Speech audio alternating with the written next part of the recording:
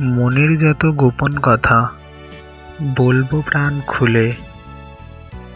প্রেমের লাল গোলাপ দেব তোমার খোলা চুলে।